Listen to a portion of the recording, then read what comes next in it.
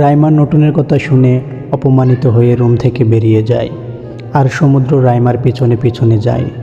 নতুন সেই দিকে দেখে আর বলে, মানে এখনও বিশ্বাস হচ্ছে না আমার লাইফে এরকম একজন স্বামী হিসেবে এসেছে, যার না আছে কোনো চরিত্র, না আছে কোনো মান সম্মান বোধ। সারাদিন শুধু রাইমা রাইমা করতে থাকে। মানে রিয়েলি নতুন, তোর জীবন আর কি হয়ে যাবে? নতুন কথাটা বলে আয়নার সামনে চলে যায়। সেখানে গিয়ে নিজের চুল মুছতে থাকে। অন্যদিকে রাইমা ইচ্ছে করছে নতুনকে খুন করে ফেলতে। এই নতুনের এত সাহস কী করে হয়? সে তাকে অপমান করে। সমুদ্র রাইমার পেছনে পেছনে গিয়েও ওর হাত ধরে ফেলে। রাইমাকে শান্ত করে বলে, কি হয়েছে রাইমা, তুমি এরকম রাগ করছো কেন? আমি কেন রাগ করছি সেটা কি তুমি বুঝতে পারছো না সমুদ্র? ওই নতুনের এত বড় সাহস কী করে হয়? ও আমার সাথে এরকম খারাপ করে। রাইমার নতুনের ব্যবহার কেমন সেটা তোমার খুব ভালো করে জানা রয়েছে। তাহলে কেন ওই রুমে যেতে গেলে? আর নতুন এখন ওই বাড়ির মালিক, তাই ওর কথা এখন শুনতে হবে আমাদের। খুব তাড়াতাড়ি আমরা সম্পত্তি ফিরে পেয়ে যাব। তখন নতুনের প্রতিটা কথার জবাব ওকে দেয়া হবে। রাইমা বলল, এই খুব তাড়াতাড়ি কবে আসবে সমুদ্র? তোমরা কবে এই সম্পত্তি আবার ফিরে পাবে? কতদিন অপেক্ষা করতে হবে আমাকে? আর একটু আগে আব্বু ফোন করেছিল, আমাদের বিয়ের বিষয়ে কথা বলতে ইচ্ছুক উনি। কিন্তু কি বলবো আব্বুকে আমি একজনকে ভালোবাসি, যার কোনো টাকা পয়সা নাই, যার পরিবার এখন একটা ভিখারি চেয়েও গরিব হয়ে গেছে। রাইমার কথাটা সমুদ্রর বেশ খারাপ লাগে, কারণ সে আগে কখনো সমুদ্রের সাথে এরকম ব্যবহার করে নাই। আর রাইমার বাবা তাদের সম্পর্কের বিষয়ে শুরু থেকে সব জানে। এখন কি সমস্যা হচ্ছে? সমুদ্র বলে, রাইমা তুমি এরকম করে কেন কথা বলছো? আর তোমার বাবা আমার সাথে বিয়ে দিতে রাজি থাকলে সমস্যা কি বিয়ে করতে? আমার পরিবার এখন সব সম্পত্তি হারিয়ে ফেলেছে, কিন্তু তারা ভবিষ্যতের সব কিছু পাবে। আর 6 মাস পরে নতুন আর আমার ডিভোর্স হয়ে যাবে। তখন আমার বিদেশে গিয়ে চাকরি করব। চাকরি করে নিজেদের সংসার চালিয়ে নিতে পারবো, তাই না? আমার পরিবারের কাছে যদি সম্পত্তি না থাকে তাহলে কোনো সমস্যা নাই।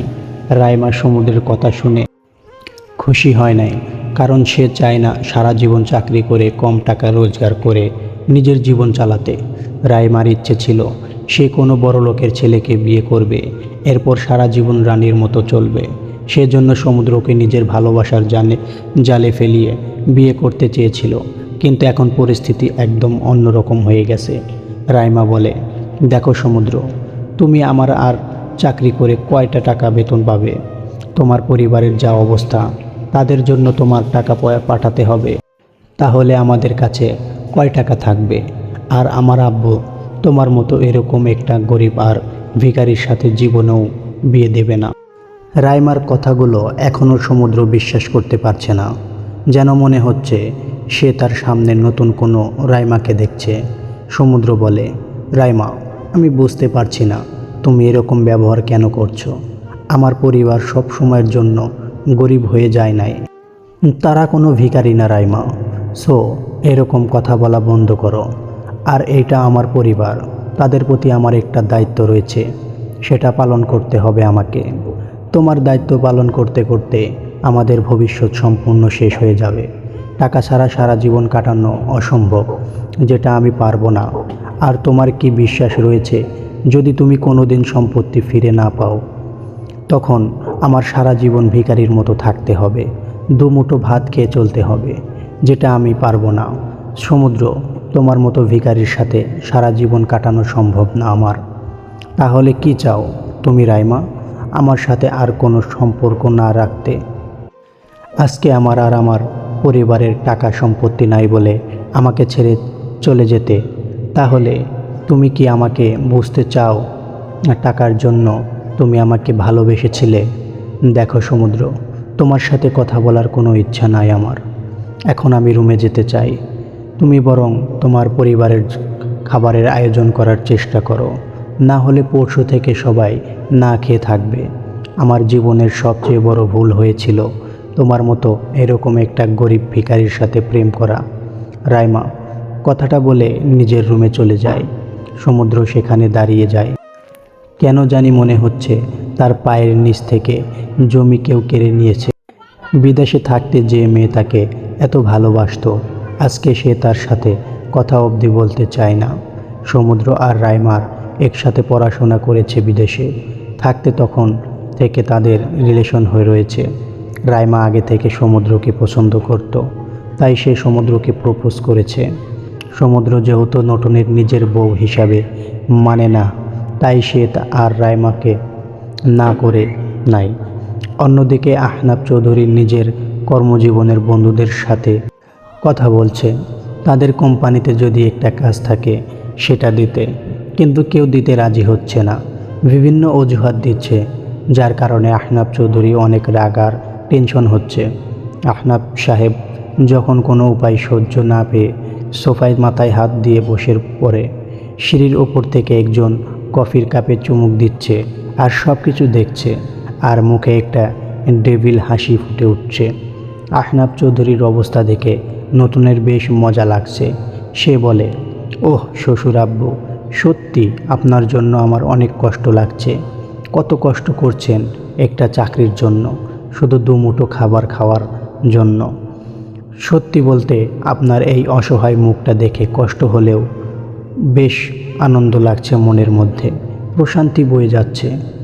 এইটা মাত্র শুরু আহনাব চৌধুরী, আগে আগে দেখুন কি হয় আর কি করি। আপনার সাথে আমি নতুন সিঁড়ি দিয়ে নিচে নেমে আসে। হাতে রয়েছে একটা গরম কফি। আহনাব চৌধুরী এখনও নিজের মাথায় হাত দিয়ে বসে রয়েছে। বিষয়টা নতুন দারুণ এনজয় করছে। নতুন বলে, কি ব্যাপার শ্বশুর আব্বু, হঠাৎ করে আপনার মাথায় হাত কি করে পড়ল? আমি শুধু বলেছি পরশুদিন থেকে খাবার বন্ধ, এই জন্য এরকম মাথায় হাত দিয়ে বসে থাকবেন? ওহ শ্বশুর আব্বু, আপনাকে এরকম অসহায় দেখে আমার চোখে পানি চলে এসেছে। কত কষ্ট হচ্ছে আমার, আসলে গরিব মানুষের প্রতি আমার অনেক মায়া। নতুনের কথা শুনে আহনাব চৌধুরী তার দিকে দেখে এমনি সে কোনো চাকরির জোগাড় করতে পারছে না। আর অন্যদিকে নতুনের তার কথায় আহনাব চৌধুরীর অবস্থার মজা নিতে থাকে। আহনাব চৌধুরী বেশ বিরক্ত হয় নতুনের কথার আর বলে, তোমার কি সমস্যা নতুন? আমার মাথায় যদি হাত থাকে তাহলে তোমার কি সমস্যা? আমার বিষয়ে না ভেবে যাও, নিজের রুমে যাও, তোমার আজাইরা কথা শোনার টাইম নাই। আরে শ্বশুর আব্বু, এত রাগ কেন করেন? আমার শুধু একটু কষ্ট লাগছিল, সেই জন্য বলেছি। কি হলো শ্বশুর আব্বু, কোনো চাকরি কি ম্যানেজ করতে পারলেন?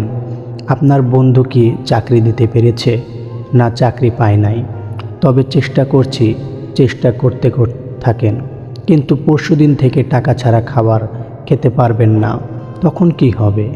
আমার পরিবার না খেয়ে থাকবে। সত্যি খুব কষ্টের বিষয়। নতুন, যাও এখান থেকে তুমি। আচ্ছা চলে যাচ্ছি, তবে একটা কথা, আসলে আমার কোম্পানির কাপড়ের কারখানায় কয়েকজন লোক লাগবে। আপনার যদি চাকরির খুব দরকার থাকে তাহলে সেখানে চাকরি করতে পারেন, মাসে 10,000 টাকা বেতন দেব। মানে নতুন, তুমি কি বললে? আমার কোম্পানির কাপড়ের কারখানায় আমি কাজ করব মাত্র 10,000 টাকার জন্য?